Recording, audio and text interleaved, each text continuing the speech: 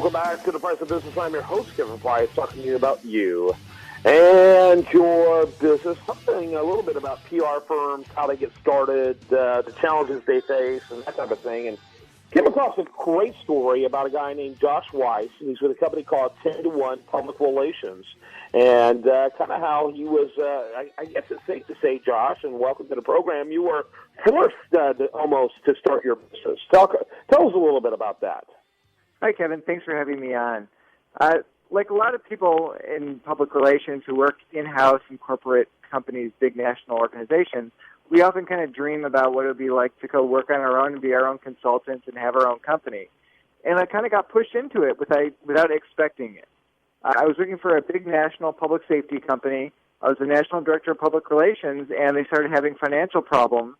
My high level got lopped off across the company. It turns out within a year they went into bankruptcy, and there were no PR and marketing people left in the entire organization. But in my situation, I didn't see it coming. My boss didn't see it coming. She was basically told the night before it was going to happen. She started arguing, and they said, "Hey, look, you were on the list too, and we saved you in the last minute." So she didn't have any choice over the matter. Right. And you want to go look for your job with Do you want to go look for a job with Josh, or are you ready to accept what's going to come down?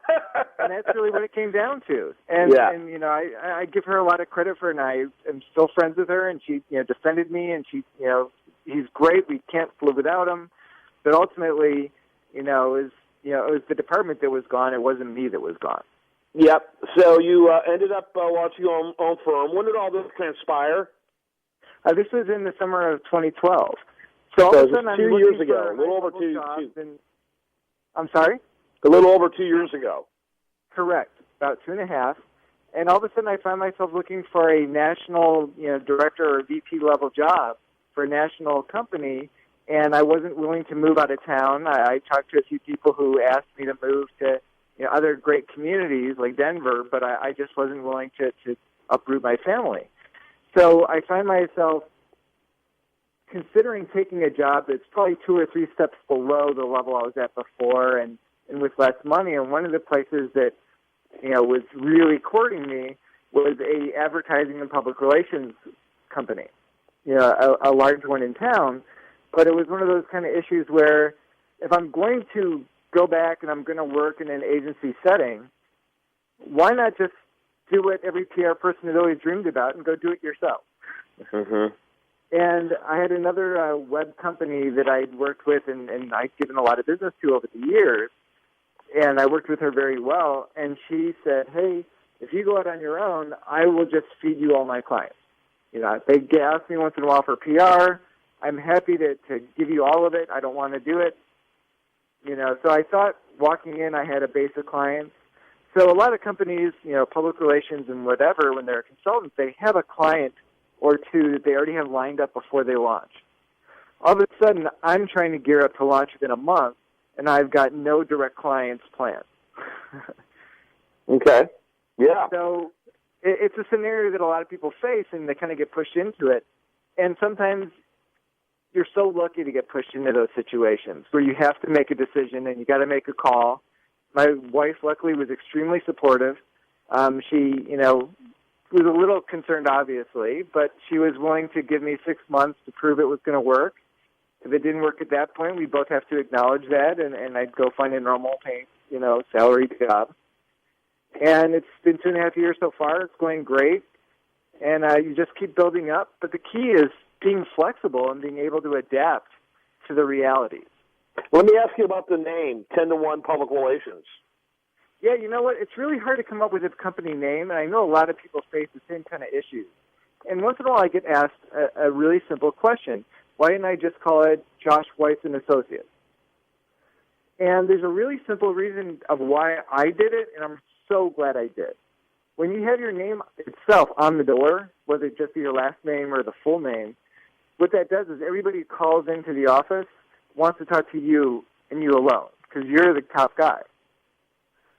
So I don't have any other staff right now. I have different, 1099 people that I use for different projects as appropriate, different contractors. But it's still one of those scenarios where if it was my name on the door, they would always want to talk to me.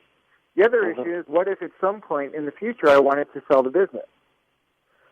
Well, when it's your name on the door, it's a lot harder for someone to be willing to, buy your name. And then what are you supposed to do 3 years later if you still want to work in public relations when someone else owns your own name as a company? So I started looking for different options of names, and it's really hard to find something that on the web, the domain is available to buy as well. And I speak to a lot of different groups and organizations, and one of my philosophies is the 10-to-1 rule. That is that it takes 10 good things to be said about you to equal 1 bad. And since it's only a matter of time till something bad happens, you need to build up your goodwill bank to protect yourself. So I was throwing around ideas, and 10-to-1 PR was available on as a domain to buy. And I wasn't sure it was the right name for me, but it matched my philosophy. I had nothing better to choose from, so I decided to run with it. And I am so glad I did, because as soon as I explain my philosophy to somebody, they remember the name. So when you're able Very to good, yeah, and that's a great so strongly, it really helps build your business. It's a great concept. So how many clients are you actively working with right now? I've got about 7 or 8 different clients, and they're all different sizes. Some of them are extremely large, $300 million companies, and some are startups. And it's fun to be able to work with different kinds of organizations at different levels of their growth, because they all need something different. Mm-hmm. So, and the verticals? What verticals are you working in? A lot of healthcare. I have a law firm. I've got an accounting firm as well. I have a nutritional supplement company. I even have an audio recording school, like an after high school college. So it's very varied, and it's not what I expected when I grew my business. My business grew extremely differently than I ever expected. I worked in public safety before. I expected most of my clients to come from that area. I still public write safety in that industry, and I don't have any public safety clients at the moment. Wow. Interesting. I guess it just kind of shows that PR is kind of a principle-driven industry, and there's certain principles that transcends many verticals. There's a few different niches in different areas that are a little bit different. So, for example, I don't do restaurant and beverage industry.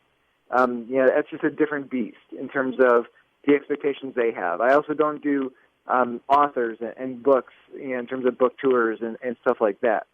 But when it comes to service industries or organizations and other kinds of retail, there are a lot of similarities in terms of the base of what can and should be done for a company.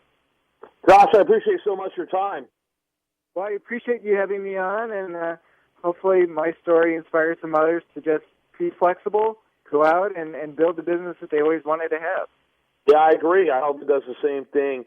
Josh Weiss, he's been our guest today. His company is called 10-to-1 Public Relations. You can learn more about it at the number 10 to number 1 PR.com. That's 10to1PR.com. Thanks, Josh. Thanks so much.